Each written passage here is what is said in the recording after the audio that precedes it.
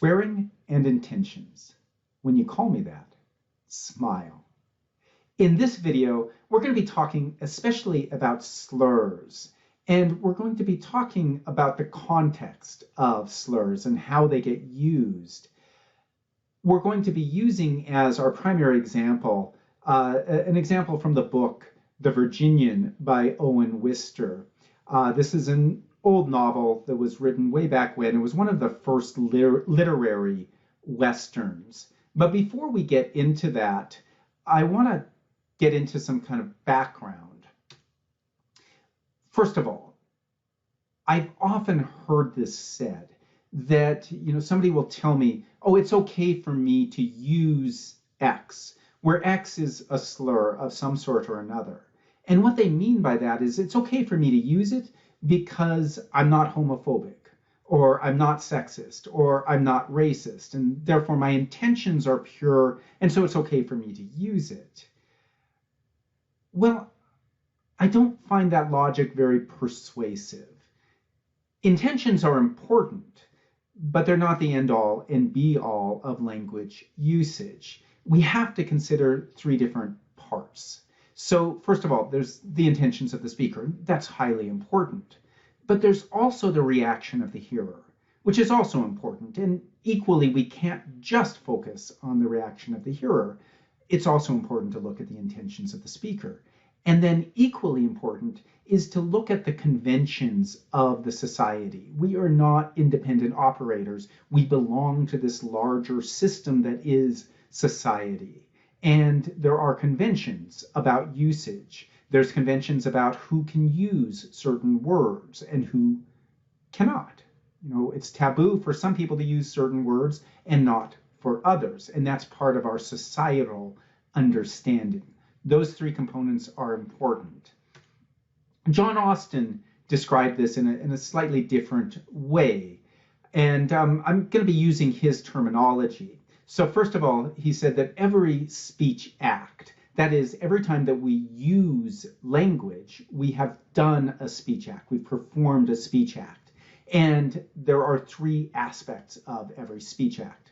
There's the locution, which are the linguistic properties of the utterance. So in other words, the mental grammar, all of it that goes into the words and the sentences and how the words combine together and all of that. That's the form of the utterance. It's important. The illocution is the manifest intentions of the speaker in making the utterance. So when we speak, we have intentions of how we want that to be understood.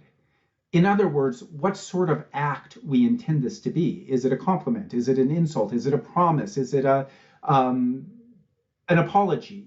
Is it a greeting? All of those different things go into it in terms of what we intend. Sometimes we just intend it as a declaration. So it's what the speaker intends in saying the utterance. And then there's the perlocution, which is the effect of the utterance on the recipient or recipients. Or another way of looking at it is how the recipient responds to the utterance. So I'm going to follow this with just a short clip from an early movie version of The Virginian, this one starring Gary Cooper. Well, who's talking to you? I'm talking to you, Tramper. When I want to know anything from you, I'll tell you, you long-legged son of a... You want to call me that? Smile. All right, now, the wording in that clip is different from the wording in The Virginian, and the context is a little bit different. And what's so important in the novel is that scene with Trampas doesn't occur without a larger context. The larger context is that the narrator has already observed the Virginian being called a son of a bitch. And in the book, in fact, they censored it. So the Owen Wister had to put dashes instead of bitch, but we all knew what he was getting at. So anyways, we have this early scene where Steve, a friend of the Virginians, accosts him and says, "I suppose you have me beat, said Steve, grinning at him affectionately. You're such a son of a bitch when you get down to work. Well, so long, I gotta fix my horse's hooves. And then the narrator explains, I had expected that the man would be struck down. He had used to the Virginian a term of heaviest insult, I thought. I had marveled to hear it come so unheralded from Steve's friendly lips. And now I marveled still more. Evidently he had meant no harm by it, and evidently no offense had been taken. Used thus, this language was plainly complimentary. So we've got the locution, son of a bitch. The elocution, though, as we observe here, is a compliment. Steve is actually using as a compliment towards the Virginian, and so that's the elocution, and the Virginian takes it as a compliment. He smiles. So in that case, this is the perlocution is that the Virginian smiled. Okay, compare this to a later scene in the same chapter. It was now the Virginian's turn to bet or leave the game, and he did not speak at once. Therefore, Trampas spoke. Your bet, you son of a bitch. The Virginian's pistol came out, and his hand lay on the table, holding it unaimed, and with a voice as gentle as ever, the voice that sounded almost like a caress, but drawling a very little more than usual, so that there was almost a space between each word, he issued his orders to the man Trampas.